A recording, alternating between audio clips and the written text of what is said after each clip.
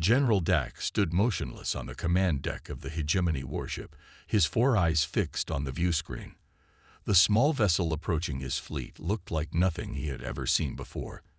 Despite commanding the mighty 7th Fleet for decades, this crude metal ship puzzled him. "Magnify image," he ordered, his voice deep and rumbling.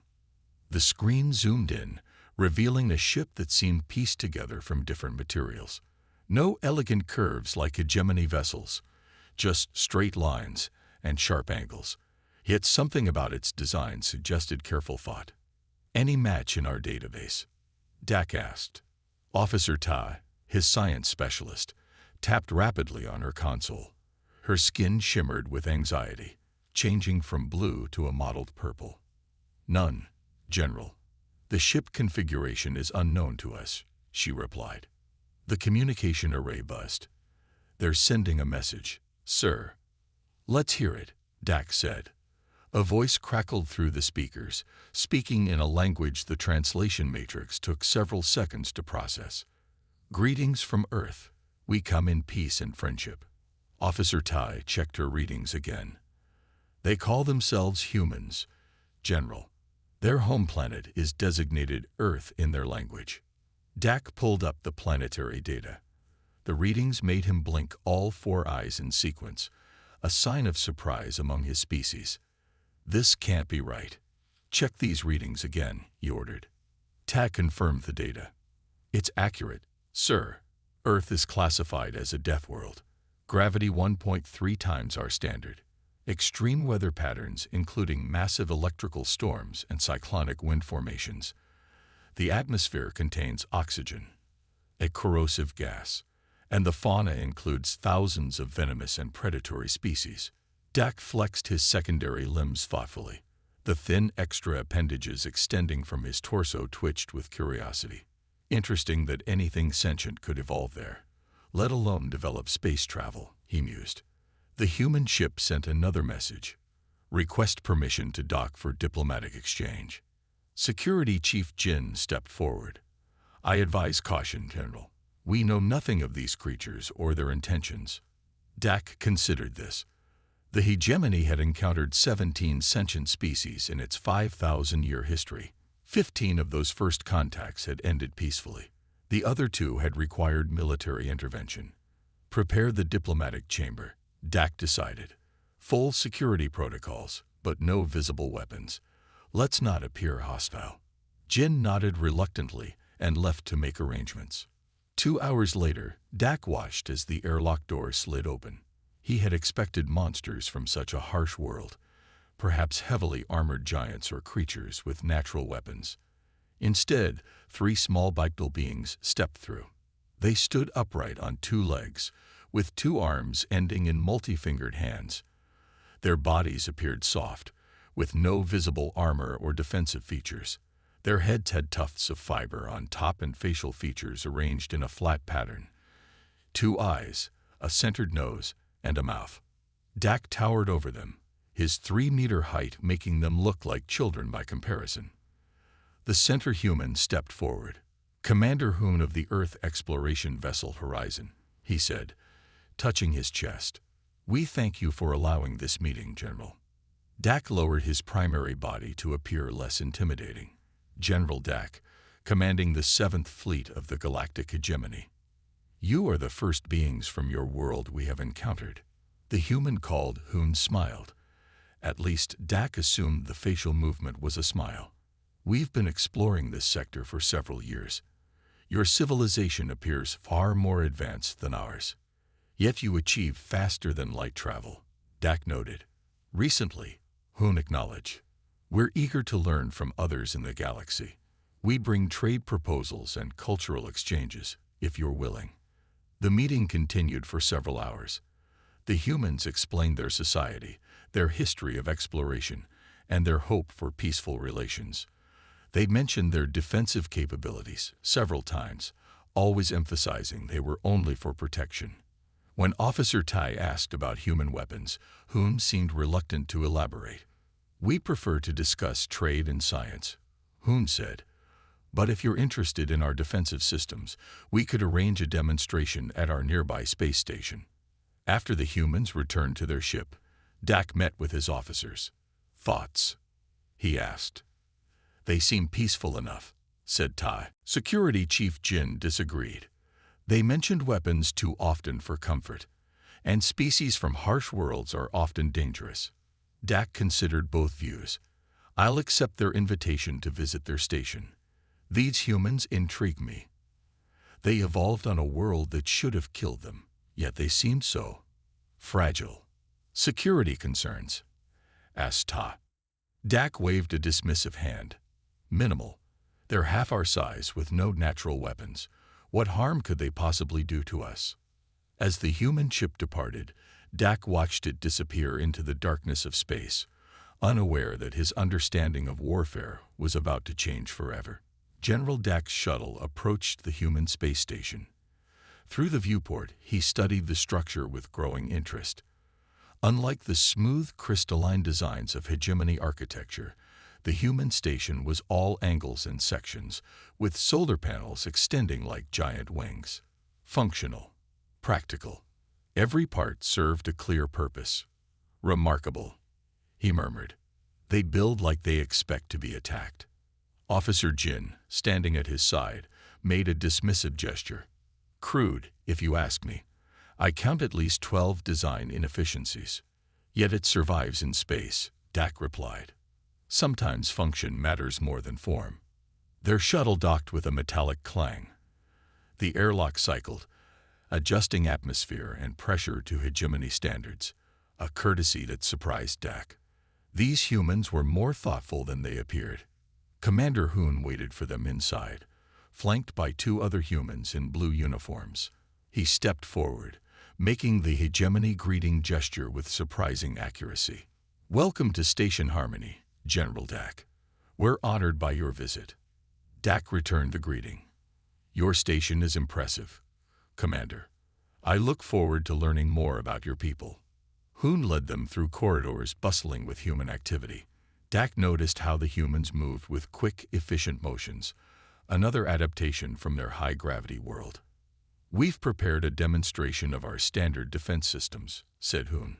"Nothing classified, of course, just the basics every human ship carries." They entered a large chamber with reinforced walls. Display cases lined one side, filled with objects Dak didn't recognize. Several humans in different uniforms worked at preparing equipment. A tall human approached them. "This is Officer Sun, our weapons specialist," Hoon explained. Sun nodded respectfully. "I'll be guiding you through our demonstration today." The human began pointing to various devices. "This is our standard personal protection gear. Body armor, tactical helmet, emergency breathing apparatus." Jin leaned close to Dak, whispering, "Physical protection. They don't use energy shields." Sun overheard him. "We do have shield technology, but it's power-intensive. Sometimes simpler solutions work better." Next, Sun moved to a table covered with what Dak recognized as weapons. Most were small enough to be held by a human. "These are our standard infantry weapons," Sun explained, lifting a metal object with a long barrel. "This rifle fires kinetic projectiles at high velocity." Jin couldn't contain himself. Chemical propellants and solid projectiles. The hegemony abandoned such crude technology millennia ago. "We use directed energy weapons." Sun nodded politely.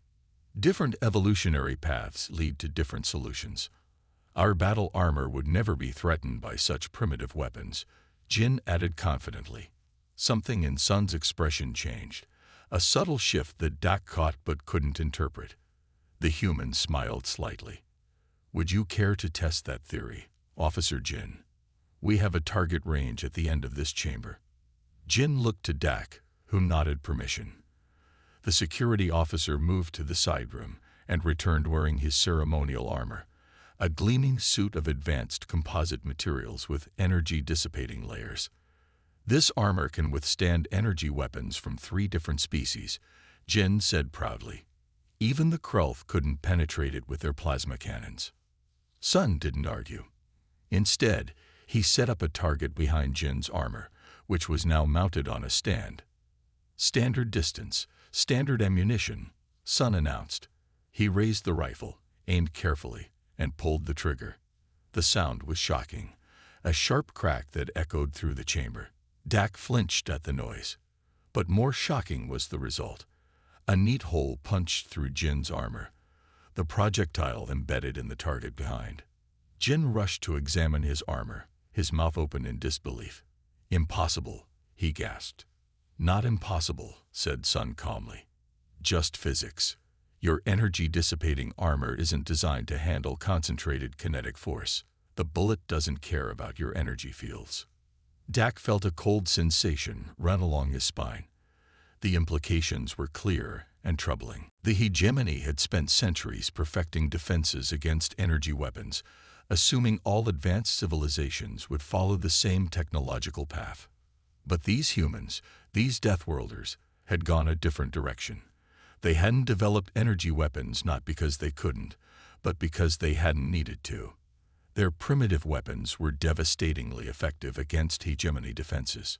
Sun continued the demonstration, showing explosives that could breach hull materials, handheld weapons that could disable electronic systems, and simple but lethal traps.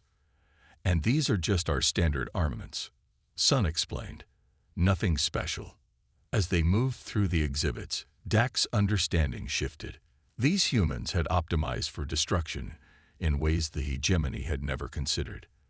They thought differently about warfare, more direct, more practical. "Your weapons are very effective," Dak said finally. Commander Hoon nodded. "We evolved on a world that tried to kill us daily, General. We learned to be effective, or we died."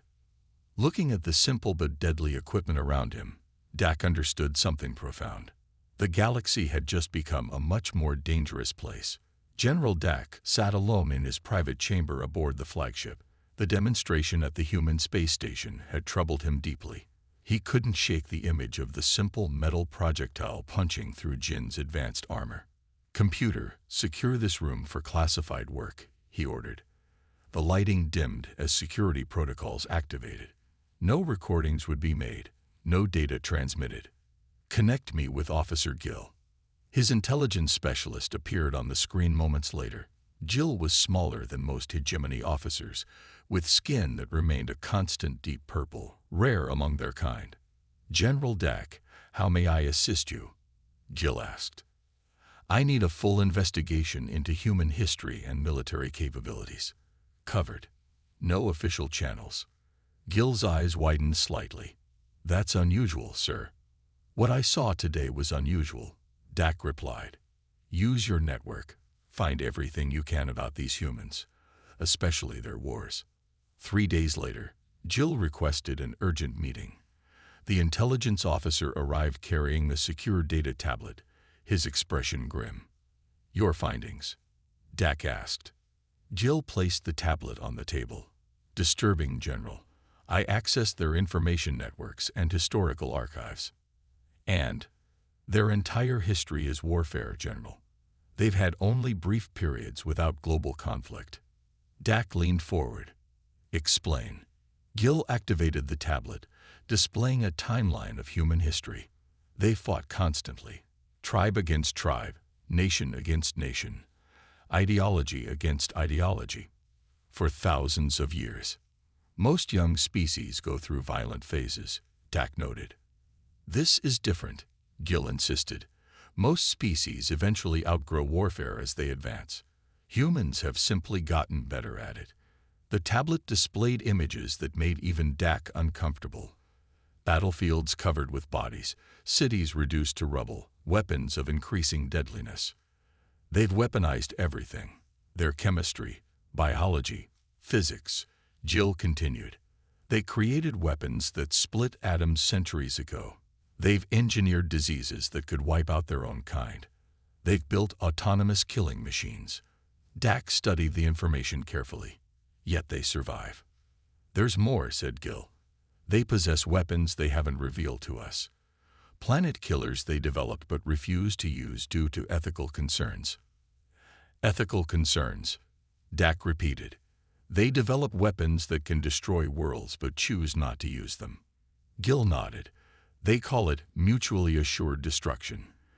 They believe some weapons are too terrible to use, but they build them anyway. Dak sat back, trying to process this contradiction. These humans are puzzling creatures. The next day, Dak transmitted his findings to Hegemony High Command. The response came quickly, a direct communication from High Commander Pack himself. Pack's weathered face filled the screen, his primary eyes narrowed in annoyance. General Dak, we've reviewed your report on the humans. And your assessment, High Commander. You overestimate these primitives, said Pack dismissively. Their technology is centuries behind ours. Yes, they have some novel approaches to weaponry, but nothing that threatens hegemony supremacy. With respect, High Commander, their primitive weapons can penetrate our best defenses. Pack waved a limb irritably, a flaw we can correct. But overall, they remain backward. They still burn chemical fuels. Their understanding of quantum physics is elementary. They can barely reach the edge of their own star system. Their thinking is different from ours, Dak insisted. We should not underestimate them. Your concern is noted, General. Continue your diplomatic mission, but remember, the hegemony has ruled the stars for millennia. These humans are simply the newest species to join our community. After the call ended, Dak remained unconvinced.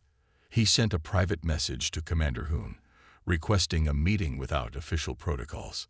They met in a neutral location, a small trading post orbiting a gas giant. Hoon arrived alone, as did Dak. Thank you for coming, said Dak.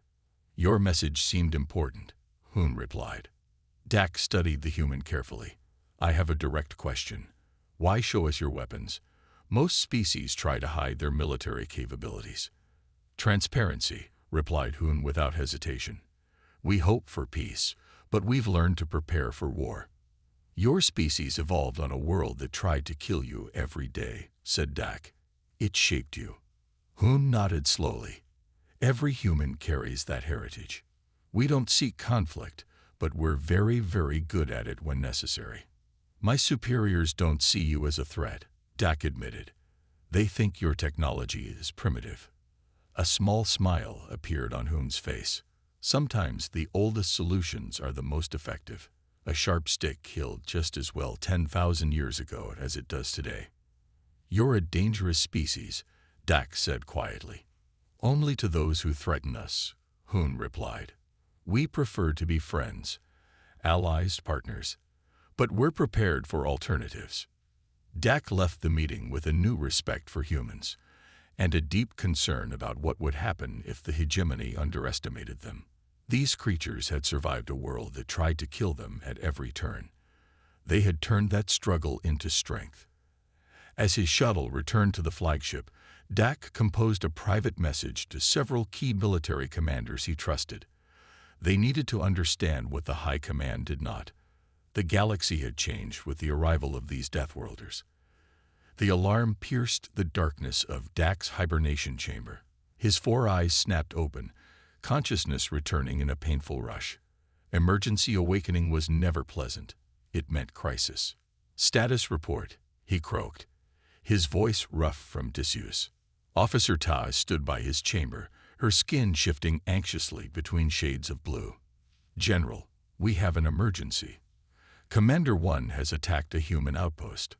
Dak climbed from the pod, his limbs still stiff. Explain. Commander 1 took the 3rd battle group to the frontier system. He attacked a human mining colony on the 4th planet. Dak felt cold dread spread through his body. On whose authority? His own, sir. He believed the mining colony was a disguised military installation. Casualties, Dak demanded, reaching for his uniform. 15 humans dead. 27 injured. 3 of their structures destroyed. Dak closed his eyes briefly. It wasn't a military installation, was it? No, sir. Our intelligence confirms it was exactly what the humans claimed. A civilian mining operation. Prepare my ship immediately, Dak ordered. We must reach the frontier system before this escalates. 6 hours later, Dak's flagship exited faster than light travel near the human colony. The view screen showed a scene of destruction. The small colony, with 3 buildings reduced to rubble. "Where is Commander One's fleet?" Dak asked. "Still in the system, General. They're holding position near the 5th planet." "Open a communication channel, To." Officer Jin interrupted. "Sir, multiple ships approaching from the direction of Earth." "How many?" "5 vessels, much smaller than our battleships." Dak felt relief. Only 5 ships. Perhaps this could still be contained. Hail them immediately. The communication officer worked at his console. "They're not responding." "Sir, keep trying. We need to explain this was unauthorized, that we want peace." "Sir," Jin's voice rose in alarm. "The human ships are accelerating toward Commander One's position." Dak watched the tactical display as the human vessels, each barely the size of a hegemony light cruiser, approached One's battle group of 7 warships. "One's fleet is activating weapons," reported Jin. "Energy shields at maximum." Dak knew those shields could withstand sustained fire from energy weapons. But these were humans. "Warn One about kinetic weapons," Dak ordered. Before the message could be sent, the human ships opened fire. The tactical display showed streaks of light as projectiles crossed the space between the fleets. Commander One's flagship, the mighty dreadnought Pride of Hegemony, suddenly showed multiple hull breaches. Its shields, designed to disperse energy weapons, had done nothing against solid projectiles moving at near relativistic speeds. "What are they firing?" asked Officer Tai in disbelief. "Railguns," Dak said grimly. "Electromagnetic accelerators launching metal projectiles. No energy signature for our shields to stop." The display showed more impacts. 3 of One's ships were already crippled, venting atmosphere into space. "One is returning fire," reported Jin. The hegemony vessels released stunning displays of energy weapons, plasma beams, particle cannons, quantum disruptors. But the human ships moved with shocking agility, their small size allowing them to dodge the slower energy weapons. "They're too fast," whispered Ta. Dak watched in horror as the human vessels continued their attack. One by one, One's mighty warships were reduced to drifting hulks. The Pride of Hegemony, a vessel that had taken 20 years to build, broke apart under sustained railgun fire. "The entire battle group is disabled or destroyed," Jin reported, his voice hollow. "In under 1 hour." Dak slumped in his command chair. "Casualties." "Commander One and approximately 3,000 crew dead. The humans are now rescuing survivors." "They're rescuing our people." "Yes, sir. Their ships are retrieving escape pods." 3 days later, back in hegemony space, Dak stood before the High Command. The court-martial proceedings had been going for hours. "You knew these creatures were dangerous," accused High Commander Pak. "You had intelligence about their weapons capabilities and failed to properly inform command." "I tried to tell you," Dak replied, keeping his voice steady. "I sent reports. I warned about their different approach to warfare. You dismissed them as primitive. You should have been more forceful. Would you have listened? You called them primitives, even as I warned you of their potential." Pak's skin darkened with anger. "The hegemony has suffered its first military defeat in 800 years because of your failure." Before Dak could respond, the chamber doors burst open. A junior officer rushed in. "High Commander, a human diplomatic vessel has entered our space. They're demanding to speak with the Council." Pak's anger turned to confusion. "Demanding?" "Yes, sir. They say they represent the United Earth government. They're demanding reparations for the attack on their colony, and threatening consequences if refused." The council chamber erupted in outrage. Threats? Against the hegemony? Unthinkable. When the human diplomats arrived, they carried no weapons. They didn't need to. Behind their polite words and formal diplomatic language lay an unspoken truth. They had destroyed 7 warships in a single hour. For the first time in its 5,000-year history, the mighty hegemony yielded to another power's demands. As Dak watched the council agree to the human terms, he thought of Commander Hoon's words, "We don't seek conflict, but we're very, very good at it when necessary." The galaxy would never be the same again. The Grand Council chamber of the hegemony sparkled with crystal light fixtures and gleaming metal floors. Supreme Commander Dak sat at the head of the long table, his formal uniform adorned with new medals.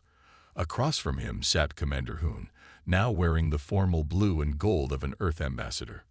"Supreme Commander Dak," said Hoon with a slight bow, "I appreciate your willingness to forge this alliance between our peoples." Dak nodded, his 4 eyes blinking in sequence, a sign of respect in his culture.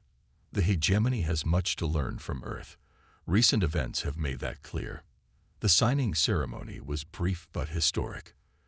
The treaty acknowledged human territory as sovereign and independent, something the hegemony had never before granted to a younger species. More importantly, it established a joint military training program. After the signing, many council members approached Dak with concerns. "Are you certain this is wise?" asked Elderban. "Teaching them our technology while learning their warfare methods. They could become even more dangerous." "They are already dangerous," Dak replied simply. "Better to have them as friends than enemies." 3 months later, the first joint military exercise began on a barren moon orbiting a gas giant. Hegemony officers stood in a group, watching as human soldiers demonstrated survival techniques in a harsh environment. Officer Jin, now recovered from his injuries during the battle with Commander One's fleet, watched with growing amazement as humans built shelters from practically nothing, found water where there seemed to be none, and created tools from the most basic materials. "They can adapt to almost any environment," Jin marveled. "No wonder their weapons are so effective. They learned to use whatever was available." Dak, standing beside him, shook his head. "The weapons aren't what make humans dangerous. It's their thinking. They see threats everywhere because their world taught them to look for them." "What do you mean?" asked Jin. "Watch how they move, always scanning, always aware. They expect danger. We evolved on peaceful worlds with few predators. They evolved on a planet that tried to kill them daily." The training continued for weeks. Hegemony soldiers learned human combat techniques, direct, efficient, ruthless when necessary. Humans learned hegemony technology, advanced energy systems, faster than light communications, medical techniques. Word spread throughout the galaxy. Other species began to understand the unique advantages of evolving on a Deathworld. Some feared this new alliance, while others sought to join it. 5 years passed. The alliance grew stronger. Dak, now the hegemony's leading expert on human military doctrine, wrote the standard text on joint operations. Humans eagerly absorbed advanced hegemony technology, improving it in ways that surprised everyone. Together, they built new ships combining hegemony energy systems with human weapon designs. They created defensive systems that could stop both energy and kinetic attacks. They shared knowledge freely, each learning from the other. On the 5th anniversary of First Contact, Dak stood beside Ambassador Hoon on the bridge of the Cooperation, the first jointly designed patrol vessel. Through the view screen, they watched a blue-green planet spinning slowly below them. New Earth was the first colony settled by both species together. "It's beautiful," said Hoon. "Yes," agreed Dak. "Who would have thought our peoples would come so far together?" "Did you know it would turn out this way?" asked Hoon, turning to face the tall alien. "When we first met, did you imagine this future?" Dak considered the question carefully. "I knew there would be change. Your people are agents of change wherever you go. But no, I never imagined we would become stronger together." The planet continued its slow spin below them, cities glowing on the night side, vast forests covering the day side. "The greatest weapon Earth produced wasn't technological," said Dak after a long silence. "It wasn't your guns or bombs or ships. It was your people's spirit. You never stop fighting, never accept defeat." Hoon smiled. "On Earth, we have a saying, What doesn't kill you makes you stronger. Our harsh world taught us resilience. A valuable lesson for the galaxy. Dak agreed. Suddenly, alert signals flashed across the ship's control panels. A communications officer, a human woman named Min, turned toward them with concern on her face. Ambassador, Supreme Commander, we're detecting unusual energy signatures from beyond the outer system. Nothing matches our records. Dak and Hoon exchanged glances. They had heard rumors of something moving in the darkness between the stars, something ancient and hostile that had destroyed several outposts on the galaxy's edge. Alert all ships in the sector, ordered Hoon. Prepare defensive systems, added Dak. As the crew rushed to their stations, Hoon looked at Dak. Whatever's coming, we'll face it together. Dak felt a strange emotion, something like fear, but mixed with confidence. 5 years ago, he had feared what humans might do. Now he feared what might threaten them both, but he no longer feared facing it alone. Together, he agreed, his voice firm. The ship's engines hummed as they turned toward the unknown threat. On the bridge, humans and hegemony crew worked side by side, each bringing their unique strengths to the challenge ahead. The greatest truth about Deathworld weapons, Dak had learned, wasn't about the weapons at all. It was about the minds that created them, minds forged in adversity, determined to survive against all odds. And now those minds were his allies.